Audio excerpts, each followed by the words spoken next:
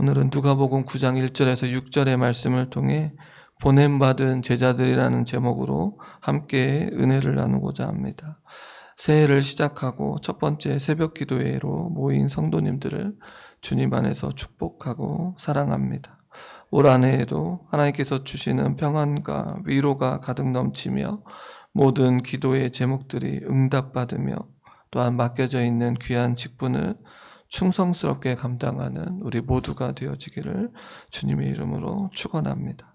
앞선 8장에서 예수님께서는 각 성과 마을에 두루 다니시며 하나님의 나라를 선포하시며 복음을 전하실 때 누구와 함께 하셨습니까? 12제자와 또한 많은 무리들과 함께 하셨습니다.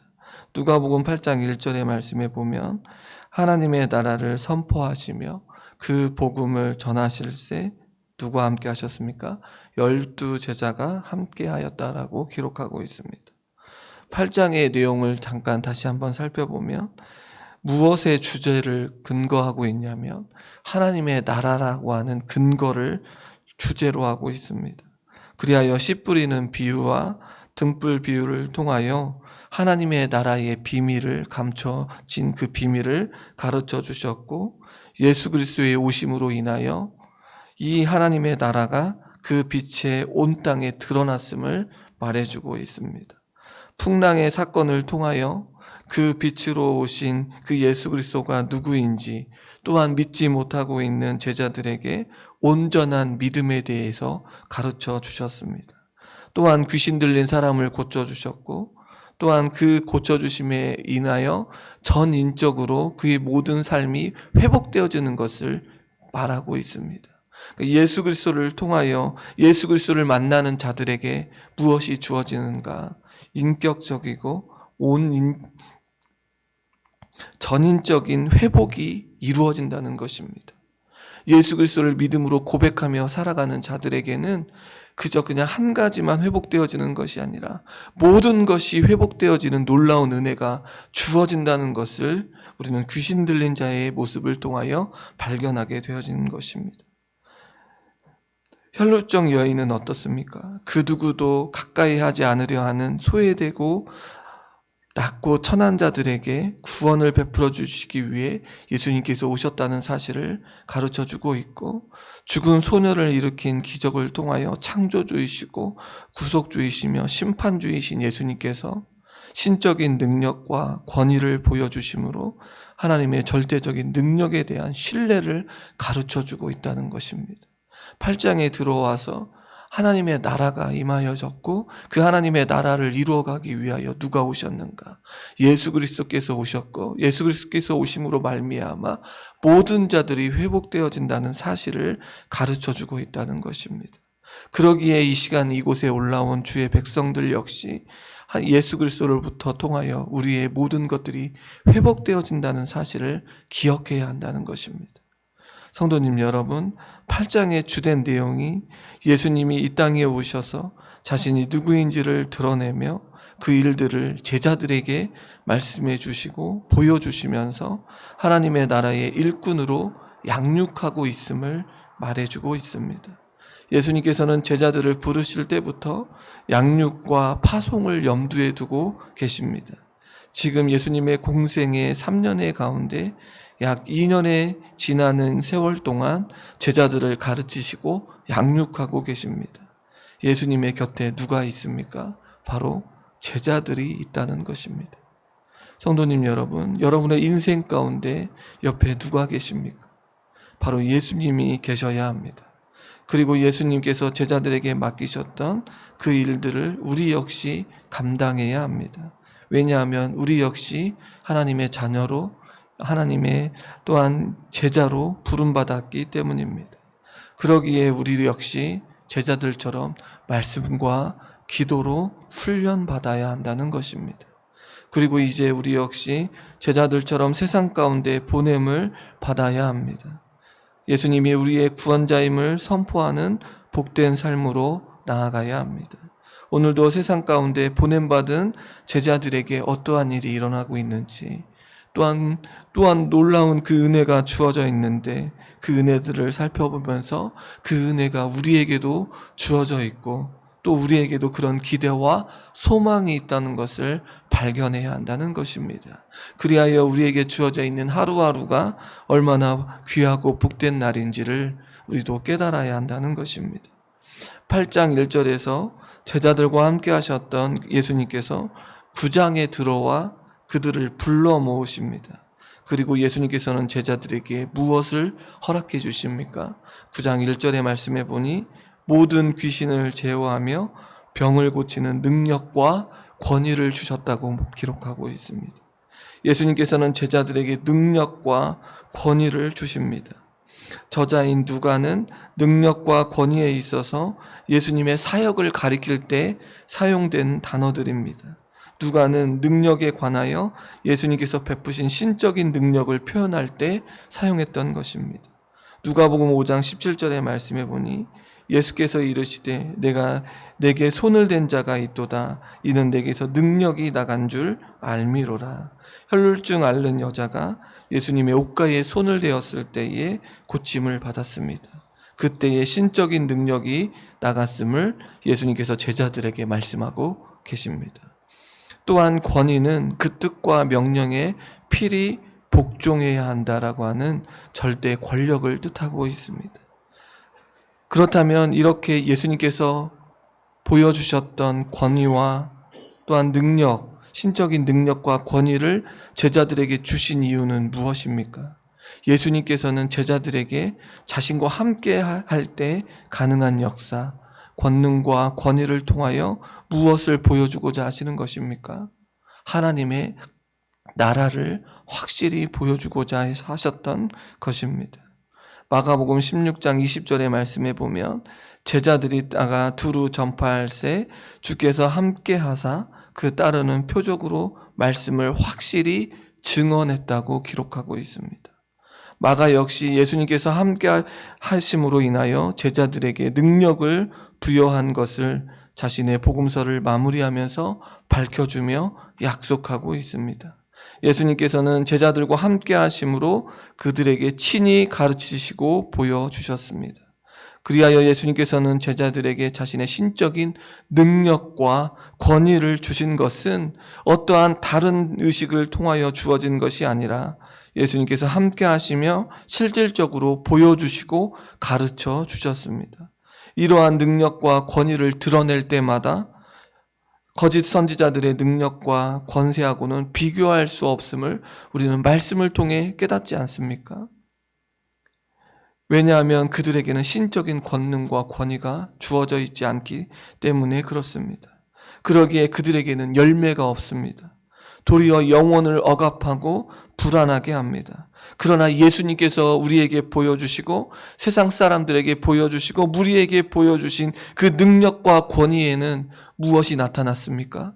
열매가 가득가득 나타났다는 것입니다. 아름다운 열매가 맺어지는 것을 보게 됩니다. 혈루증 앓던 여인이 어떻습니까? 귀신 들린 자가 어떠했습니까? 평안과 위로를 얻게 되었습니다. 그리고 죄사함의 문제까지 해결받는 것을 보게 됩니다. 예수님께서는 제자들에게 이러한 권세와 권위를 주셨습니다. 하나님의 나라를 전파하며 앓는 자를 고치게 하려고 내어 보내셨습니다. 예수님 자신이 하셨던 그 일, 하나님의 나라를 선포하고 앓는 자를 고치신 그 일을 제자들이 직접 참여하도록 하셨습니다.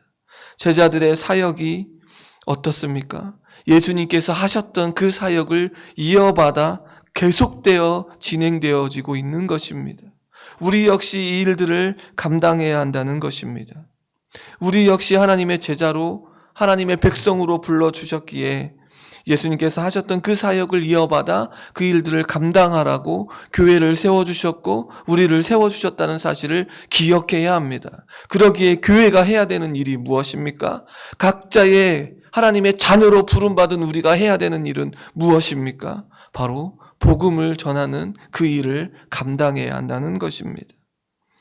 특히 앓는 자를 고치도록 한 것은 하나님의 자비가 드러나며 앞선 4장에서 말했듯이 구약에서 예언한 메시아의 시대가 왔음을 나타내는 것이기도 합니다.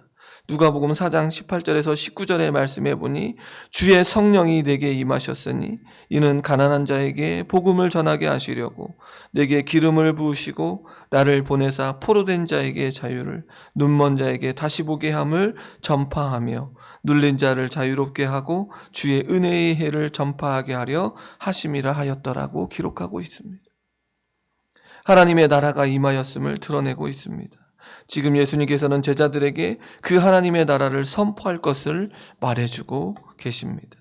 예수님께서는 하나님의 나라를 전파하며 나아가는 제자들에게 3가지의 명령을 허락 주시는데, 여행을 위해서 아무것도 가지지 말 것과 한 집에 머물라는 것과 영접하지 않는 자들에게 발에서 먼지를 털어버리라는 것입니다. 먼저 전도 여행을 위하여 아무것도 가지지 말라고 말씀하십니다. 지팡이, 배낭, 양식이나 돈, 두벌옷을 가지지 말라고 하십니다. 우리가 여행을 할 때 필요한 것들이 얼마나 많은지 모릅니다. 그럼에도 불구하고 전도 여행을 할 때 아무것도 가지지 말라고 하신 이 말씀이 잘 이해가 되지 않습니다. 그런데 예수님께서 말씀하신 의도는 무엇일까요? 무엇을 믿고 이 전도의 길을 걸어가야 하는 것일까요? 우리가 복음을 전하는 그 일에 우리가 감당하며 나아갈 때 우리는 어떻게 해야 할까요? 예수 그리스도를 믿고 가라고 하는 의미입니다. 하나님께서 필요를 채워주실 것임을 믿고 나아가라는 것입니다. 제자들이 전도할 때 하나님만을 신뢰하며 가르치기 위함인 것 같습니다. 성도님 여러분, 우리가 하나님의 나라를 선포하며 나아갈 때 의지해야 할 것은 하나님임을 기억해야 합니다. 하나님께서 우리의 필요를 채우시고 그 역사를 눈으로 목도하게 하실 것입니다. 그러니 올해 표해인 복음을 전하며 나아가 축복을 경험하는 공동체가 되어지기를 소망합니다. 예수님께서는 보냄받은 제자들을 받아들인다는 것은 제자들에게 호의를 가지고 있다는 것이므로 그들의 집에 가서 머물라고 명하십니다. 그리고 그들에게 필요를 공급받는 것도 의미합니다. 그럼 왜 예수님은 한 집에서 머물다가 그곳을 떠나라고 말씀하셨을까요? 이 명령은 당시의 다른 순회 사역자들의 관습을 염두에 둔 명령입니다. 예수님께서 하시는 사역을 보면 어느 한 곳에 계속 계시지 않고 이곳저곳을 다니시면서 말씀을 전하셨습니다. 당시의 철학자들이나 교사들은 이런 식으로 가르침을 전했습니다. 그들은 그런 일을 하면서 사람들을 통해 필요를 공급받았습니다. 순회 사역자들은 사람들에게 필요한 것들을 공급받았습니다. 하지만 순회 사역자들은 필요한 만큼만 공급받은 것이 아니라 그들은 한 집에 머물면서 그곳에서 얻을 수 있는 것을 다 얻었다고 생각하면 또 다른 집을 가서 또 원하는 것을 얻었습니다.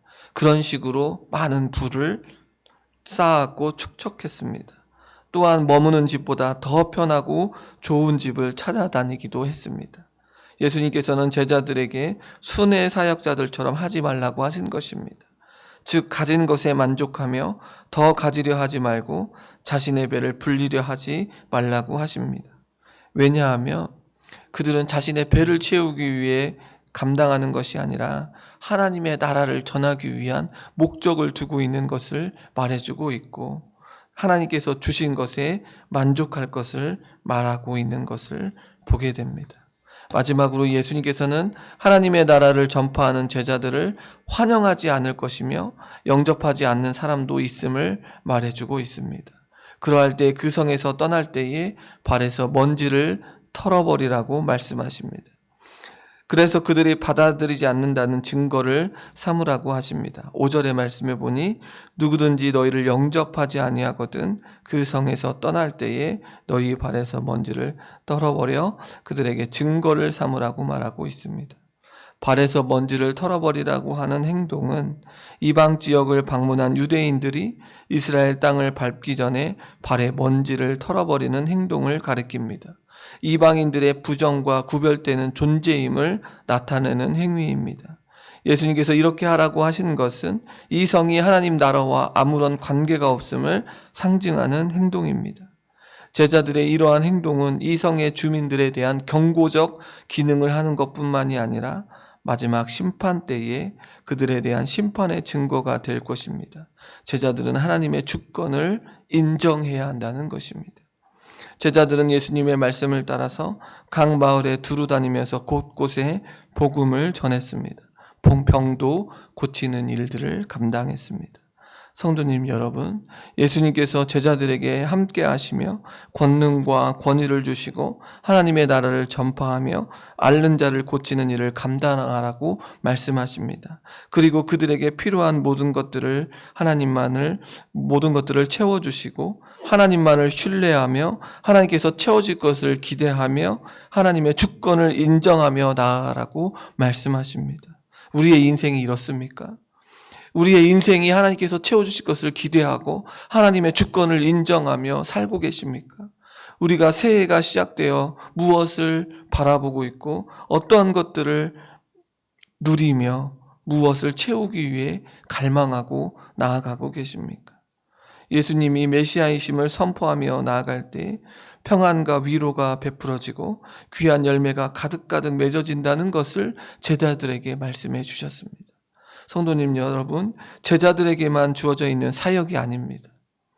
우리들에게도 약속하셨고 명령하셨다는 것입니다. 제자들에게만 주어진 것이 아닙니다. 하나님의 주권을 인정하고 하나님께서 채워주실 것을 기대하며 살 것을 제자들에게만 말씀하시는 것이 아니라 우리들에게도 약속하셨고 명령하셨다는 것입니다. 마태복음 28장 18절에서 20절의 말씀에 보면 예수께서 나와 말씀하여 이르시되 하늘과 땅의 모든 권세를 내게 주셨으니 그러므로 너희는 가서 모든 민족을 제자로 삼아 아버지와 아들과 성령의 이름으로 세례를 베푸고 내가 너희에게 분부한 모든 것을 가르쳐 지키게 하라. 볼지어다 내가 세상 끝날까지 너희와 항상 함께 있으리라 하시니라. 예수님을 나의 구주로 믿는 자들은 모두 하나님의 나라의 귀한 일꾼입니다. 저와 여러 성도님들도 하나님의 나라의 귀한 일꾼이라는 사실을 기억해야 합니다. 각자 받은 은사에 따라 하나님의 일들을 감당해야 합니다. 전능하신 하나님께서 죄 많고 허물 많은 자들을 부르셔서 자녀 삼아주시고 하나님의 나라의 일꾼으로 사용하고 계심에 감사하며 나아가야 합니다.